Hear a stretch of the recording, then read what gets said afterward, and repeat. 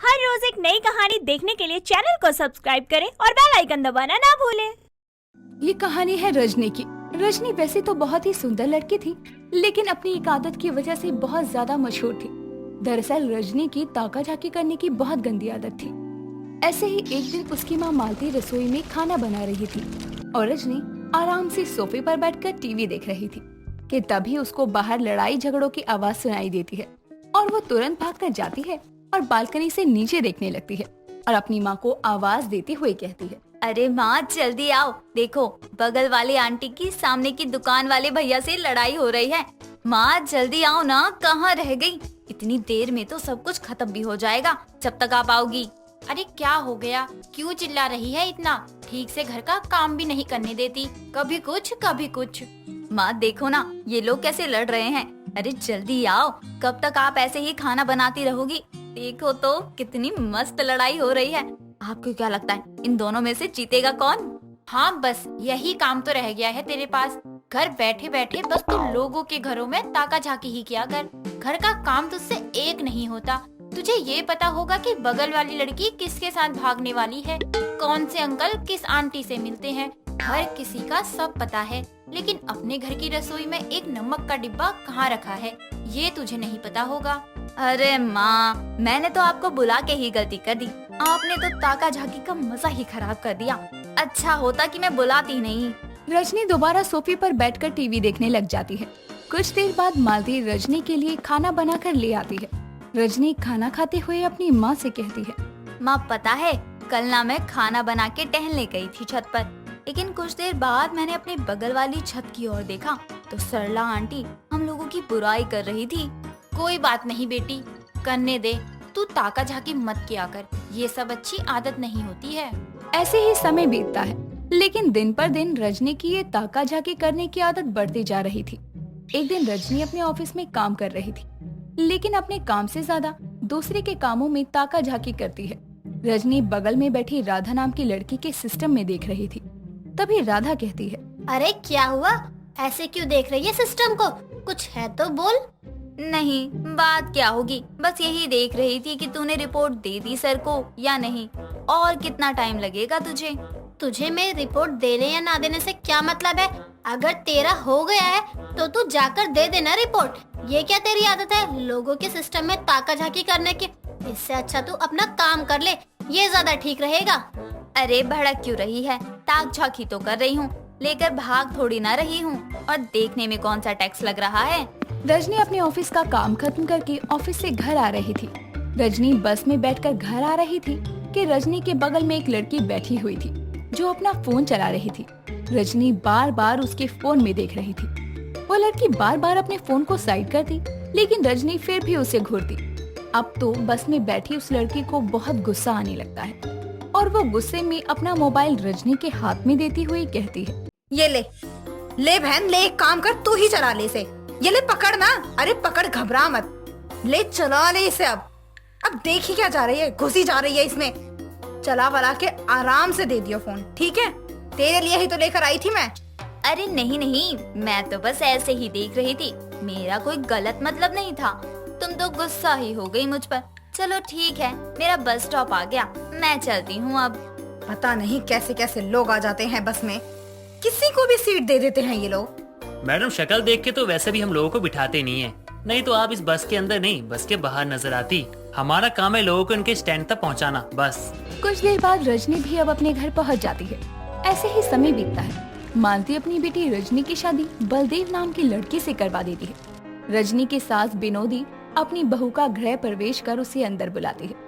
अगले दिन सुबह रजनी रसोई में खाना बना रही थी। रजनी के रसोई के आगे एक खिड़की थी जिससे उसे घर के बाहर का सब कुछ दिखता था और रजनी खाना बनाते बनाते बाहर देख रही थी और देखने में इतनी मगन थी कि दूसरी तरफ दूध उबलकर गिर रहा था और एक तरफ कढ़ाई में सब्जी जल रही थी। खाने के जलने की बदबू सूंघते हुए रजनी की सास बिनोदी वहाँ आती है और अपनी बहू के पास जाकर कहती है, बहू बहू सुनाई नहीं दे रहा है क्या? कुछ कह रही हूँ। हाँ माँ जी, हाँ बोलिए ना, क्या हुआ? क्या बोलूं, तुझे दिखाई नहीं दे रहा? सारा दूध गैस पर गिरा हुआ है और तो और सारी सब्जी भी जल गई, तुझे दिखाई नहीं दे रहा? वो माँ जी, मुझे ना किसी के लड़ने की आवाज आ रही थी तो मैं बस वही ताकने और झांकने लगी। आखिर लड़ाई हो किसकी रही थी। बहू है, बहू की तरह रह, ज्यादा इधर उधर नजर घुमाने की कोई जरूरत नहीं है। सीधा काम करो और सिर्फ काम पर ही ध्यान दो, ये सब मुझे पसंद नहीं है। ठीक है माँ जी, जैसा आप कहेंगी मैं वैसा ही करूँगी। लेकिन अब बता तो दीजिए कि आखिर ये लड़ाई हो कहाँ रही थी। कुछ नहीं बहू, ये आस पड़ोस में होती रहती है। तू खाना बनाने में ध्यान दे और जल्दी से खाना लेकर आ। कुछ देर बाद रजनी अपनी सास के लिए खाना बनाकर लाती है और अपनी सास को खाने को देती है और अपनी सास बिनोदी से कहती है, आप ये खाना खा लीजिए, मैं जब तक बाजार से घर के लिए सब्जियाँ और कुछ सामान लेकर आती हूँ। आपको अगर कुछ मंगवाना है तो बता दीजिए, मैं बाहर जा रही हूँ तो लेती आऊंगी। नहीं नहीं, मुझे कुछ नहीं मंगवाना। चल ठीक है जा, लेकिन सीधा घर आइयो, कहीं जाकर ताका झाकी मत करने लग जाइयो। मैं समझ गई हूँ तुझे ताका झाकी करने की आदत है। नहीं माँ जी, मैं सब्जियाँ लेकर सीधा घर आऊंगी, आप चिंता मत करिए। मुझे और भी तो बहुत काम है, उन्हें कौन करेगा। अब हर वक्त माँ जी मैं ताका झाकी थोड़ी ही ना करती रहूंगी। हाँ बहू, ये सब अच्छी आदत नहीं होती किसी के घर में ताका झाकी करने की। हमें नहीं पता कि कब कौन क्या समझ ले। तू इन सब आदतों को छोड़ दे। जा अब सब्जी ले आ और जल्दी आना। रजनी बाजार में आती है और सब्जियां और घर का सामान लेके घर वापस आ रही थी। घर आते समय रजनी को अपनी गली में एक औरत के चिल्लाने की आवाज आती है। घर का दरवाजा खुला देखकर रजनी उस घर में घुस जाती है। वो दोनों लोग लड़ाई कर रहे थे। लड़ाई इस हद तक बढ़ गई थी कि दोनों औरतें एक दूसरे के ऊपर घर का सामान फेंकने लगती है, जिसमें से एक सामान आकर रजनी के सर पर भी लगता है और उसके सर से खून निकलने लगता है। रजनी अपने सर पर हाथ को रखते हुए जैसे तैसे अपने घर पहुंचती है। बिनोदी अपनी बहू के सर से खून निकलते देखकर उसके पास जाती है और उससे कहती है, ये क्या हुआ बहू, तेरे सर से खून क्यों निकल रहा है? ये कैसे और कहाँ लगी तेरे? माँ जी, मैं सब्जियाँ लेकर आ रही थी, तभी एक घर से एक औरत के चिल्लाने की आवाज आ रही थी, जिसे देखने के लिए मैं उसके घर के अंदर गई। कुछ देर बाद वो लड़ाई इस हद तक बढ़ गई कि मेरे सर पर भी चोट लग गई। तुझे इतने अच्छे से समझाया था ना कि किसी के घर में ताका झाकी नहीं करते हैं, लेकिन तेरे बात समझ ही कहाँ आती है। अब मिल गई शांति, चल खड़ी हो, डॉक्टर से तेरी पट्टी करवा के लाऊं। बिनोदी रजनी को डॉक्टर के पास लेके जाती है और पट्टी करवाकर घर ले आती है। घर आने के बाद रजनी बेड पर आकर लेट जाती है। बिनोदी उसके लिए जूस लेकर आती है और रजनी जूस के गिलास को लेती हुए कहती है, माँ जी, आपने सही कहा था कि हमें ताका झाकी नहीं करनी चाहिए। ये बात मुझे मेरी माँ ने भी समझाई, लेकिन मैंने कभी उनकी एक नहीं सुनी। अब समझ में आया कि वो मेरे भले के लिए ही कहा करती थी।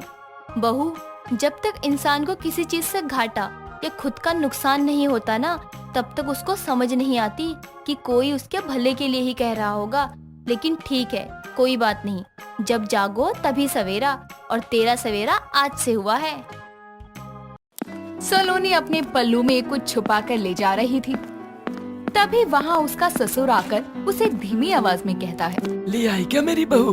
लाला जल्दी दे, मुझे जोरों की भूख लगी है, रहा नहीं जा रहा। अरे पापा जी, थोड़ा धीरे बोलिए, आप तो किसी दिन मुझे फंसवा देंगे मेरी हिटलर सास से। सोचिए, वो सावन के महीने में मुझे कच्चा चबा जाएंगी।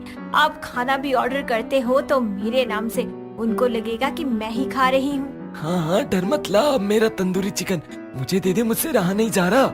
हेमंत की बात सुनकर सलोनी पल्लू के नीचे छुपाई प्लेट हेमंत को दिखाती है, जिसे देखकर वो कहता है, अच्छा हुआ तू मेरा ऑर्डर नीचे से ले आई।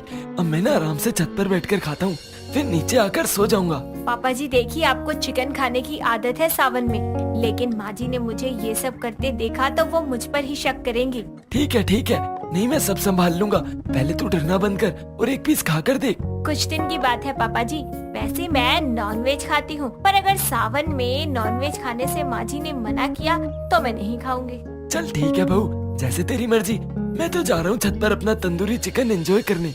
अगर तेरा मन बदल जाए तो आ जाइयो, साथ बैठकर खाएंगे दोनों। दोनों बहू ससुर इतनी बातें करते हैं और तंदूरी चिकन की प्लेट लेकर हेमंत छत पर खाने के लिए चला जाता है और खाने लगता है। तो अब तो आप समझ ही गए होंगे कि सलोनी नॉनवेज खाती है, लेकिन उसकी सास शाकाहारी है और उसने सलोनी को नॉनवेज खाने से कभी नहीं रोका। लेकिन सावन में उनके घर नॉनवेज खाना सख्त मना था। दिन बीतते हैं और एक दिन सलोनी की सास आराधना रसोई में जाकर कहती है, हाय राम रे, ये क्या हुआ? किसने किया सत्यानाश है उसका? कीड़े पड़े उसे। सब बाहर आओ अभी के अभी। आराधना की आवाज सुनकर सलोनी, उसका पति प्रतीक और हेमंत हॉल में आते हैं और प्रतीक कहता है, क्या हुआ माँ, सब ठीक है ना? आप ऐसे क्यों चिल्लाई? हाँ सासू माँ, बताइए ना क्या हुआ, सब ठीक तो है? अरे शोर न करूँ तो क्या करूँ? तुम सबको पता है ना सावन चल रहे हैं, तो ये रसोई के कूड़ेदान में चिकन की हड्डियाँ कहाँ से आई? और कोई मुझे बताएगा किसने खाया है ये? जरूर पापा जी ने ही खाकर हड्डियाँ छोड़ दी होंगी। मैंने इनको समझाया था कि सब काम देख कर करे। अब सब मुझे बोलेंगे सावन में मैं नॉनवेज खाने वाली बहू हूँ। लगता है सलोनी से सावन में रहा नहीं गया और इसी ने ऑनलाइन चिकन ऑर्डर करके खा लिया। मैं जानती हूँ बहू, ये सब तूने ही किया है। तुझसे रहा नहीं गया ना कुछ दिन नॉनवेज खाए बिना। मैंने तुझे मना किया था कि नॉनवेज मत खा, लेकिन तुझसे सावन तक भी रुका नहीं गया। आराधना सलोनी पर चिल्ला ही रही थी, लेकिन सलोनी कोई जवाब नहीं देती, जिसके बाद आराधना सलोनी से नाराज रहने लगती है। एक दिन मौका होने पर सलोनी चुपके से रात को अपने ससुर को हॉल में अकेला पाकर सलोनी अपने ससुर से कहती है, पापा जी, अगर आप नॉनवेज खाओ तो आपको हड्डियाँ तो देखकर फेंकनी चाहिए थी ना। अब आपकी वजह से माँ जी मुझ पर शक करती है और मुझे कितना सुनाया। अब नॉनवेज खाएगी तो फंसेगी ही ना। किसने बोला था कूड़ा रसोई के कूड़ेदान में डालने को? तुझे देखकर काम करना था ना। पर मैंने तो उसमें हड्डियाँ फेंकी ही नहीं ना, मैंने नॉनवेज खाया। अगर आपने नहीं खाया, मैंने नहीं खाया, तो फिर कूड़ेदान में हड्डियाँ किसने फेंकी? जिसके बाद उन दोनों को रसोई से कुछ आवाजें आती हैं। दोनों चुपके से रसोई में जाकर देखते हैं तो पाते हैं कि प्रतीक चुपके चुपके चिकन बिरयानी खा रहा है और उसको देखकर दोनों ससुर बहू समझ जाते हैं कि ये सब उसी की करामात है। जिसके बाद वो लाइट जला देते हैं तो प्रतीक डर जाता है और सलोनी हेमंत उससे धीमी आवाज में कहते हैं, अच्छा, वो तुम हो जो सावन के महीने में ये चिकन खाने में लगे हो और आराधना बेचारी सलोनी पर शक कर रही है और उसे सावन में नॉनवेज खाने वाली बहू बोले जा रही है। पापा, सलोनी, आप दोनों यहाँ, वो भी इतनी रात को? अब ये सब छोड़िए और ये बताइए, क्या आप सच कह रहे हैं? उस दिन आपने ही किचन के कूड़ेदान में हड्डियाँ छोड़ी थी ना? मुझे माफ कर दो। हाँ, मैंने ही उस दिन चिकन खाया था और माँ को लगा सलोनी ये सब कर रही है। मैं कल सुबह माँ को सब बता दूंगा, मुझे माफ कर दो। कोई बात नहीं, आप उनको कुछ मत बताना। अगर उनको लग रहा है कि मैंने खाया है तो ठीक है, लेकिन उनको पता लगा कि आप दोनों खा रहे हैं तो उनको ज्यादा बुरा लगेगा।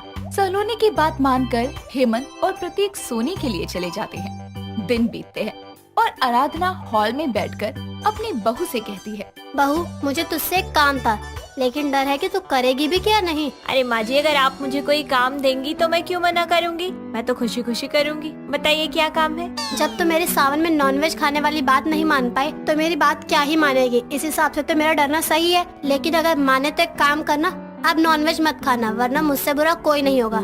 आई समझ? और रोज सुबह शाम घर के मंदिर में धूप बत्ती कर देना।